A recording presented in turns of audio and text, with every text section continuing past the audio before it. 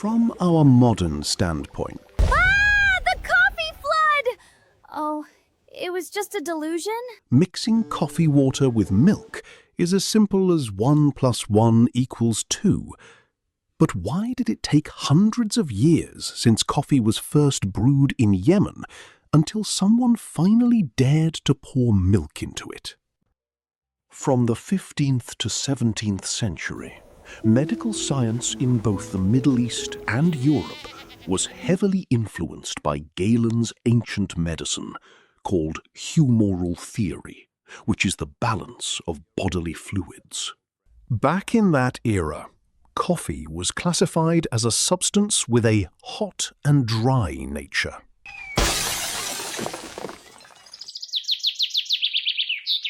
Meanwhile, milk was classified as a substance with a cold and wet nature. The physicians and doctors at that time genuinely believed that mixing these two completely opposing elements would create a disaster inside the stomach. Oh no, the mixture is completely unstable! They thought the mixture of coffee and milk would ruin the digestive system, cause organ blockages, and even trigger deadly diseases like leprosy. Even when milky coffee started entering France in the late 17th century, a well-known writer named Madame de Sévigné actively spread fear that drinking milky coffee could bring disease. Because in the 15th century, Sufis in Yemen considered coffee not just a casual drink, it was a tool or a very strong stimulant to keep them awake all night. Adding milk, which had long been known to have a calming effect and make people sleepy, was considered to ruin that main function of coffee. Fresh milk in that era, which was long before the invention of refrigerators and pasteurization technology, was a substance that spoiled very quickly, especially in regions with hot climates like the Arabian Peninsula. Because Middle Eastern populations consumed fermented milk more often, turned into yogurt or cheese, or buttermilk so it would last.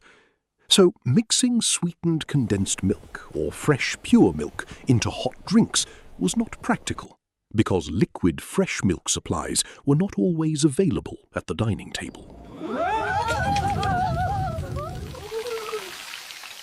Every civilization has its own culinary rules. In the Middle East, where coffee culture was born, the way to modify the taste of coffee was not with milk, Bismillah. but with spices like cardamom, cloves, or cinnamon, as well as adding sugar or honey. On the contrary,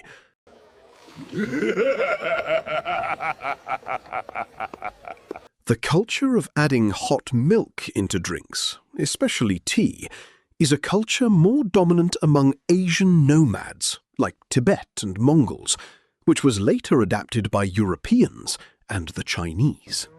So, it took a European, like Johann Nieuwhof, the Dutch ambassador, who happened to have a milk tea drinking culture, to look at Arab black coffee and think,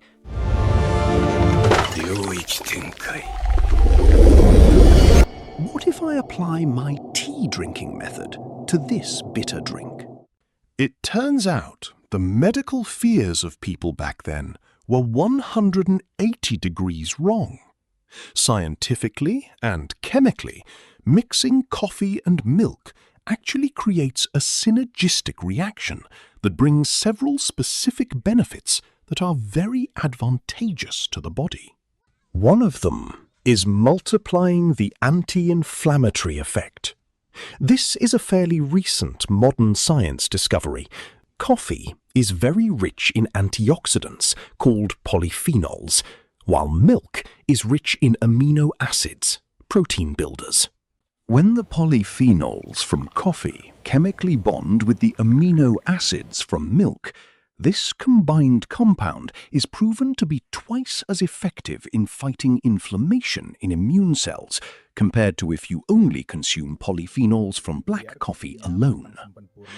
Coffee naturally has an acidic pH, around 5, because of chlorogenic acid content. For people with sensitive digestion, this can trigger acid reflux. Milk contains a protein called casein. Casein functions as a chemical buffer. This protein binds part of the acid compounds in coffee, so it drastically lowers the acidity level. The result? Milky coffee becomes a drink that is much safer and more comfortable for the stomach lining. Caffeine in pure black coffee is absorbed very quickly by the digestive tract. This often causes an instant energy spike, but is followed by a sharp energy drop, or a heart palpitations effect. The fat and macronutrient content in milk alters this metabolic rate. Milk fat slows down gastric emptying and the absorption of caffeine into the bloodstream.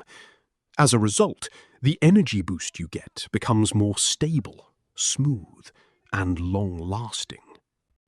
Coffee contains tannins, which are natural polyphenol compounds. Just a little further. That create a bitter taste and astringent sensation on the tongue. The protein molecules in milk have a high affinity for tannins. These proteins will immediately bind tannin molecules right after mixing. This chemical bond is what literally locks the bitter taste so it is not detected by tongue receptors, while at the same time creating a creamy and smooth mouthfeel. In short, chemically, milk and coffee are complementary partners. Milk subdues the aggressive nature of coffee. So big! While coffee provides stimulants and antioxidants that milk lacks. The rejection in the past was purely due to the limitations of science at that time. But ever since Milky coffee was invented, what made Milky coffee popular? The answer is sugar. Sugar is the main catalyst that made Milky coffee explode and get accepted by many people's palates. Without sweetener, Milky coffee might have just become a specialty drink or stomach-soothing medicine for a handful of people. The interesting thing is, people's palates in Europe at that time were not accustomed to bitter tastes. When coffee first entered Europe in the 17th century, Europeans were very shocked by the taste. This drink was pitch black, burnt, and very bitter compared to wine or beer they usually drank. On the contrary, coffee that entered Europe in the 17th century was Turkish Arab-style coffee. Coffee beans were roasted very dark until oily and almost burnt, then boiled repeatedly with the water. Oh, watch out! Run! The bitter taste of this coffee came from alkaloids and carbonization, burntness, without any natural sweet elements from fruit or grain to balance it. For their palates, this wasn't the bitterness of a drink, but the bitterness of medicine or charcoal.